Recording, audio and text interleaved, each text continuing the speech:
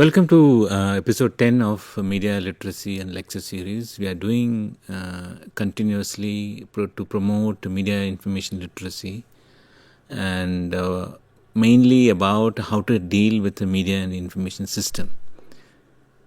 We have covered a very niche topic of media information literacy for the last 9 episodes, and this particular episode we are going to discuss about misinformation and the digital age, particularly in the context of fake news. Misinformation and fake news are not necessarily connected with the digital media, but it's a parcel of human society. Very long time, it's being practiced in many different methods. We'll look into the historical aspect and also psychological and technological and intervention through which how we can mobilize awareness about misinformation and fake news. So that's the outline of this particular lecture. And broadly, we are talking about history and how this misinformation and fake news are spread through various networks. What are the psychological aspects of misinformation?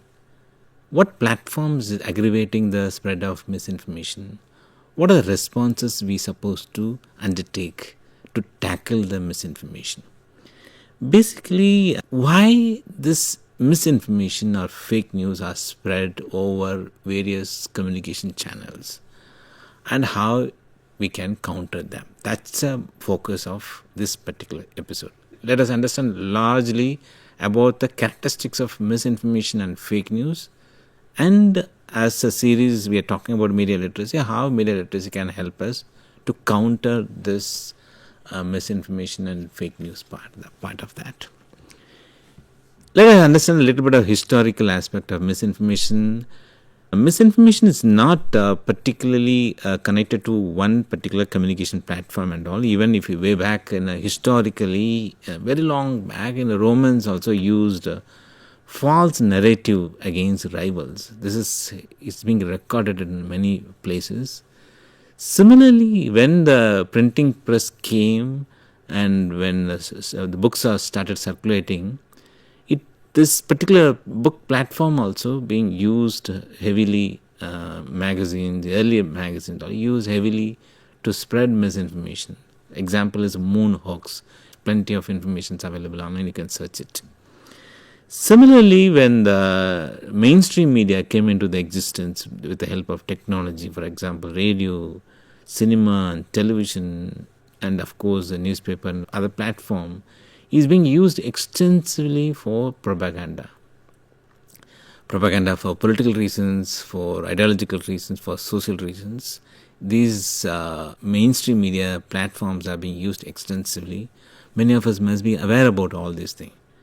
And in the digital era, 1995 onwards, particularly 2005 onwards, the social media platform, where the communication become more democratized, individuals can play a major role in communicating with the large sections of society.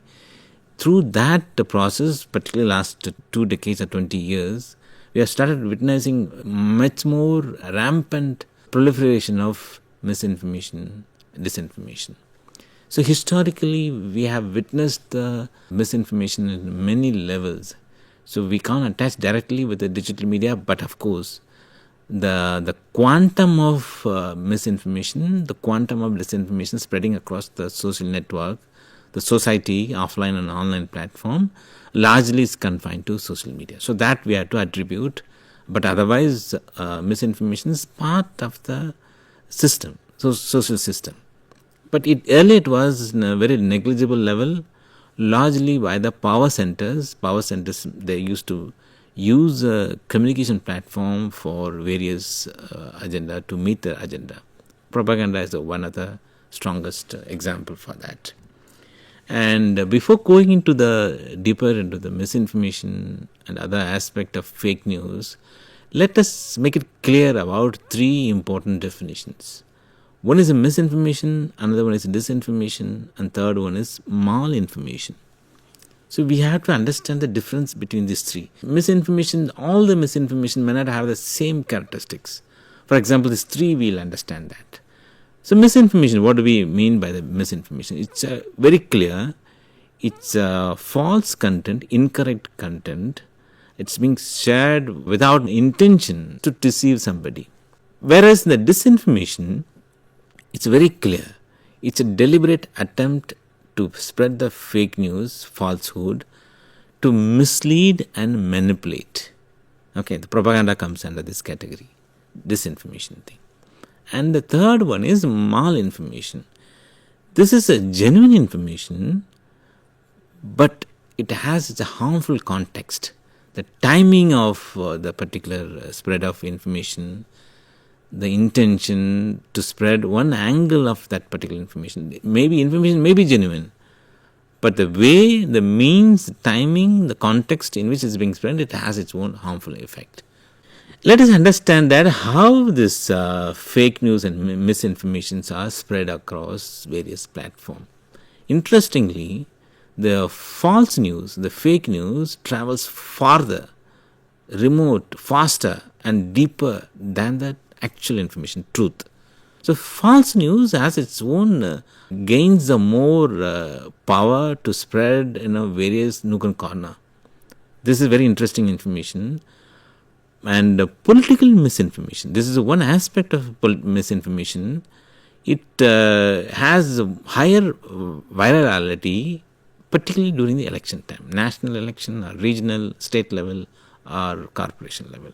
So whenever there is an election campaign happens, election event happens, the political information, the quantum of political misinformation goes higher. And similarly, if you look at that, why the particular false information, maybe misinformation or disinformation, why it captures users' attention, and why it's thriving sensationalism.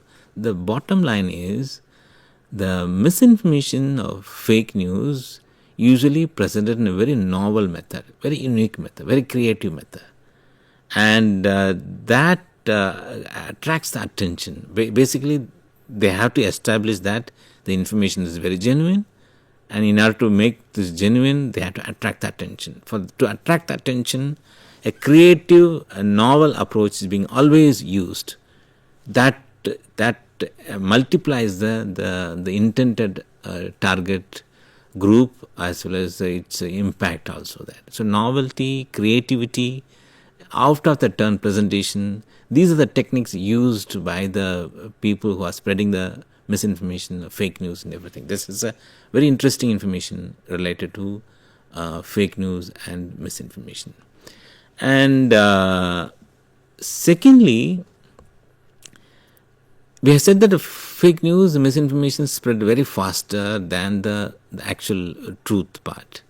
And why it's gaining momentum? Reason is, one is of course they are presenting in a very creative novel method. Secondly, largely the misinformation of fake news usually creates fear, disgust and surprise. And these are the characteristics through which the misinformation of fake news gains the virality.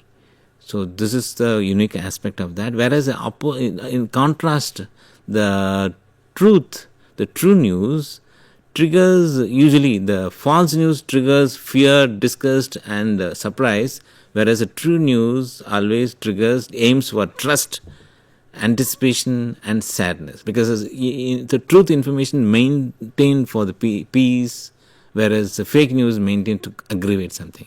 So it has its own, see the contrasting characteristics of two set of information. The emotional intensity that is being embedded with the fake news and misinformation, that's one strongly influences sharing behavior, and that's the one it tempts the individuals to believe the information. And with handy social media apps and mobile and internet connectivity, this simplifies the process of sharing. That's rampantly. The main characteristics of social media is largely the human intention is to share the information, because it's novel, it creates some kind of negative impact like a fear and disgust, and automatically they are worried about themselves, family and others. They tend to share it with a large number of people. This is how the sharing happen thing. And mostly the misinformation more exciting, since they use a creative presentation and aiming for a negative impact. So it creates excitement and engaging than the actual truth information. So this is the characteristics of misinformation. And we said that these informations are being rampantly shared through the social media. And what are the tools being used by various people to spread the information, whether it's being by the institutions or individuals? There are two set of tools are being used. One is a human being. The human being, the unit, particular unit of the spread of misinformation is the individuals. Human being as an individual. Other one is a technology, the bots. This is a small software that automates the spreading information from one place to another place. So we can automate that. In particular time, this many number of people, this particular information goes. We can programming it like that. So information we have to provide, and the target group we have to identify that. So that the software takes care about spreading information. Another one is a human being, individuals. So we are seeing the information creative, novel, exciting, creating some fear, psychosis. So we spread information. So these are the two kinds of tools being used to spread the misinformation. But interestingly, the software bots spread both real and fake news, because it's a software. It can't distinguish between what is the truth, what is the misinformation. Instruction, as per the instruction given to the particular software, it spread the information. So equally, the software treats the information neutrally. Whereas human beings primarily drive the excess spread of misinformation. This is being established that bots it has its own limitations, and how much of instructions being given, accordingly the software works. If instructions given to those 2% of the particular target group, goes for that particular two groups only. But whereas the human beings, based on the human feelings, psychological feelings, the reactions, excitement and fear psychosis, that it might tempt more number of people. It multiplies. 10 people spreading to 100 people, then 100 people spreading to 1,000 become 1 lakh. Like that, in the shortest span of time, it depends upon the nature of the content and the way it's being presented. It might reach the large sections in the shortest span of time. So compared to software, human being are considered as a main tool to spread misinformation. And people often share their stories without verifying factual accuracy. And they may not have time, because the fake news or misinformation is presented in such a manner that, and the people tend to believe that it's actual information. So that without verifying, they spread the information. You can find plenty of examples in the recent past. And human preferences, individuals, this is our natural psychological framework. The human preferences for sensational story, and that overcomes the software automated spreading of misinformations. So it's very clear that the human beings are the one involved heavily to spread the misinformation through available technological tools. Another interesting information about the misinformation and fake news is, about echo chambers and clusters. Internet companies, social media companies, they'll create a target profiling. Based on the individual's behavior with the internet, they create a profiles. And based on the profile, somehow the algorithm will confine us into the one particular chamber. It's very difficult to go beyond that until otherwise we are aware about that. If you are not aware about that, you will be confined to within the chamber, because they mostly might reflect our attitude and behavior and interest. So we will confine to one particular chamber. And this we can classify as a cluster, a chamber. Echo means it reflects continuously. And the misinformation tend to circulate within the particular cluster. within the particular group, within the particular chamber, echo chamber, because we perceive that whatever information we are getting is correct. And we have the attitude, we have the belief system, we have the stereotypical attitude, whatever thing. And on any given topic, a given scenario, we tend to believe whether rights or left or center, whatever. So based on our interest, orientation, we'll confine to one group, one cluster. Misinformation tends to circulate within that group because we are believing that aspect of that issue. Misinformation aggravates that same information. We tend to believe that. Again, the same information goes around the group and it strengthens their belief system about that issue. So falsehood persists in partition and community-specific online groups continuously. And echo chambers, the clusters in which we are inclined to follow the interest, echo chambers reinforce the existing belief and resist the correction. We can't go beyond our belief system. We may not be able to accept the truth. We tend to believe the misinformation is correct. And very rarely this kind of misinformation goes outside the group to the other audience. Okay, that it very rarely goes to the mainstream network because it has a limited scope for that. So ideological clustering sustains a persistent information loop online. This is being established by various scenarios. So these are the things really worrying that.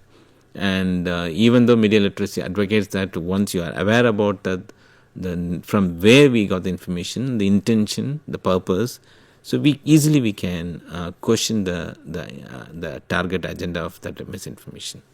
But whereas if you are somebody deliberately confined to, consciously, unconsciously confined to the one echo chamber, a cluster, it's very difficult for them to go outside that. Because they believe that whatever the group thinks, that's the correct one. And what are the cognitive drivers for misinformation? Why we are believing, psychologically, why we are believing misinformation thing? And people normally, the human psychology is, people normally detect the truth, actual information, what is right, what is wrong. We know that. Largely we know that. But attention gaps reduce the accuracy. How much deeper attention or how much extra efforts being taken by the individual to probe, explore the particular information, that creates a gap. That gap gives an environment for misinformation to spread. You know that what's the difference between good and bad, but the attention towards the particular aspect of the information, we superficially will think that. We may not go deeper into that. So that creates a gap. That gap helps the people, vested interested group people to spread the misinformation part.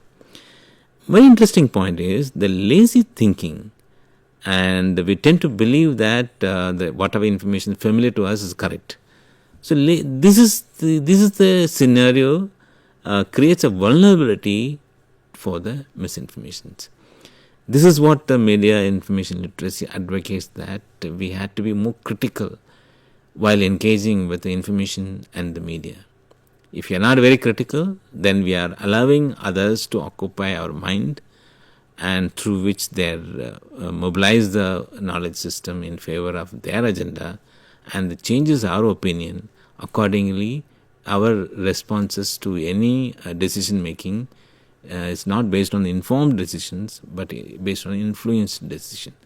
So this is the crucial, the psychological point. You can understand that the lazy thinking, and we tend to believe the familiar points, and low knowledge level amplifies the susceptibility to the fake news. We succumb to the fake news easily if we don't have much knowledge about that, and lazy thinking and superficial approach to the any information.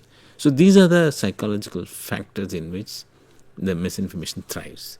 And analytical reasoning and expertise, generally these are two factors of characteristics considers to counter the misinformation.